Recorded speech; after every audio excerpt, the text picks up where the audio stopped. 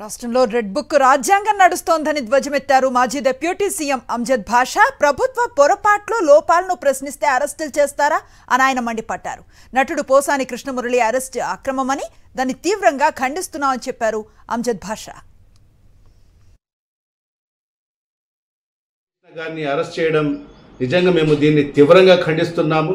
ఖచ్చితంగా ఏదైతే సబ్జెక్ట్ పరంగా మాట్లాడే వ్యక్తి, మరి అదేవిధంగా ఈ ప్రభుత్వం చేస్తున్న నిర్వాహకులని ప్రజలకు తెలియజేసే విధంగా మరి ఆ రకంగా మాట్లాడే వ్యక్తికి, ఎందుకంటే ఈరోజు ఈ ప్రజాస్వామ్య దేశంలో వాక్ స్వాతంత్రం కూడా లేని పక్షంగా ఈరోజు ఈ కూటమి ప్రభుత్వం వ్యవహరిస్తుంది. ఎవరన్నా మాట్లాడాలన్నా ఈ ప్రభుత్వానికి వ్యతిరేకంగా మాట్లాడన్నా ఈరోజు భయపడుతున్న పరిస్థితి ఈరోజు ఈ రాష్ట్రంలో దాపరించిన పరిస్థితి మనం గమనిస్తున్నాం. మరి ఈరోజు కేవలం ఈ ప్రభుత్వం చేస్తున్న ఏదైతే ఇచ్చిన హామీలు నెరవేర్చండి అని చెప్పి గుర్తు చేస్తే కూడా మరి వాళ్ళ మీద అక్రమ కేసులు బనాయించి మరి ఈ రకంగా ఈ దుర్మార్గమైన పరిపాలన ఈరోజు ఈ రాష్ట్రంలో మరి చంద్రబాబు నాయుడు గారి సారథ్యంలో మరి ఈరోజు నడుస్తున్న పరిస్థితి ఈరోజు రాష్ట్ర ప్రజలందరూ కూడా గమనించాల్సిన అవసరం ఉంది.